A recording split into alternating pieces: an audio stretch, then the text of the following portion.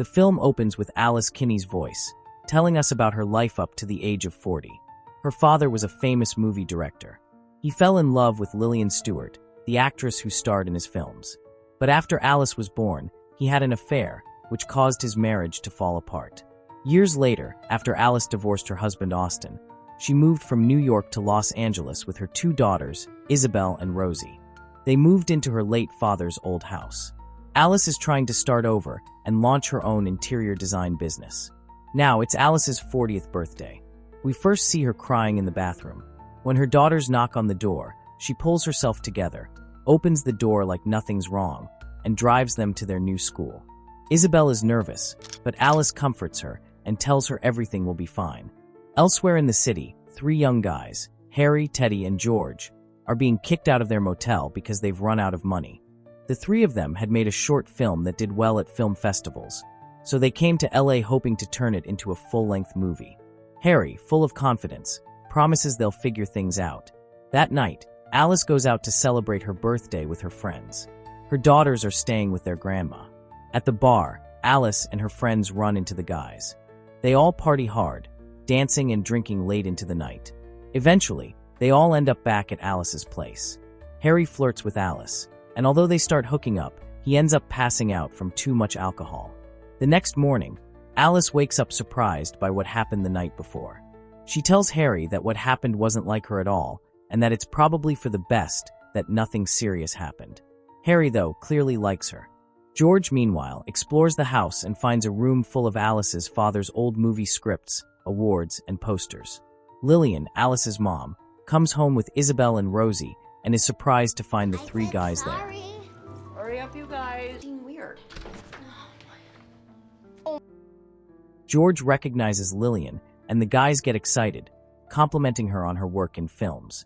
Alice is running late for an important job interview and tells the guys they need to leave. Does everybody want to walk out with me? Hey, Alice? Yeah. Do you have a minute? Maybe I'll see you around. Hope so. At the interview, a rich woman named Zoe Bell tells Alice that she's already had most of her house decorated by someone she fired over creative differences. Zoe offers her a small job instead, cleaning and organizing her daughter's room. Alice takes it, hoping it could lead to more. When Alice returns home, she finds out the guys are still there. Lillian explains they spent the afternoon talking about movies, and she thinks they're very talented. She suggests Alice let them stay. Alice doesn't feel great about it at first, but Lillian reminds her that Alice's dad would have supported them. Alice agrees to let them stay in the guest house, but tells Harry clearly there won't be anything romantic between them. Later, the guys go to a meeting at a big agency. They learn that a popular horror director, Justin Miller, liked their short film and wants to work with them. Even though horror isn't their thing, they agree to the meeting. Meanwhile, Alice gets a call from her ex, Austin.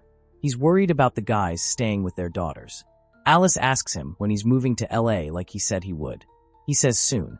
George gives Isabel a ride to school one day after Zoe gives Alice more pointless chores. Isabel and George get along well. They're both writers.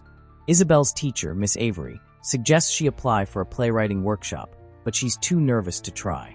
Later, an agent calls George offering him a job rewriting a script. He's unsure, since he knows Harry might feel betrayed, but in the end, he decides to take the opportunity. That night, after a long day, Alice comes home. Teddy made dinner, and Harry is playing one of her father's old movies outside.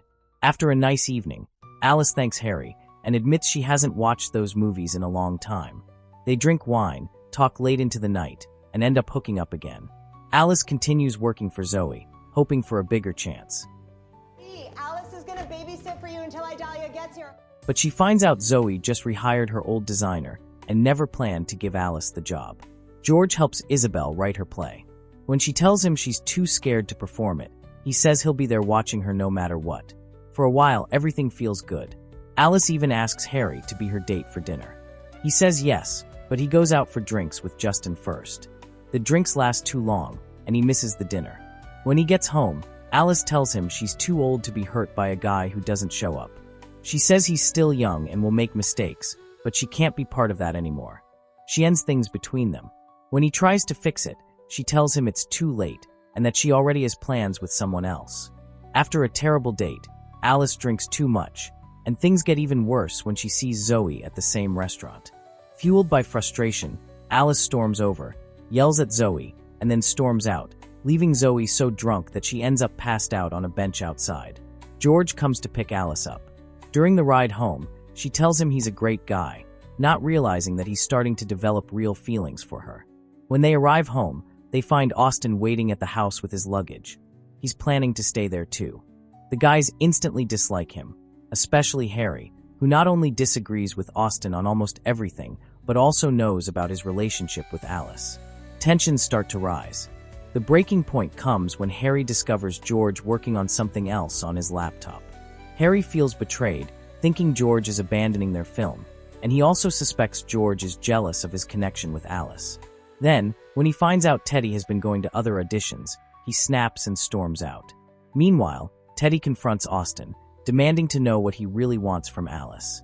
Austin insists he wants to fix their marriage and bring the family back together. But Teddy doesn't believe Alice wants that. Austin claims she doesn't even know what she wants. Frustrated, Teddy punches Austin, which leads to a full-blown fight. When Alice and the girls arrive, Teddy is still hitting Austin, and George is trying to break it up. Alice has had enough. She tells the guys they need to leave. They're heartbroken, but they don't argue. Austin assumes that, with the guys gone, he and Alice will be able to work things out. But Alice makes it clear she is done. She wants a divorce, and she's sure of it. Later, George and Teddy find Harry staying with Justin Miller. The three of them talk, apologize, and realize that no matter what, their film is still their main goal.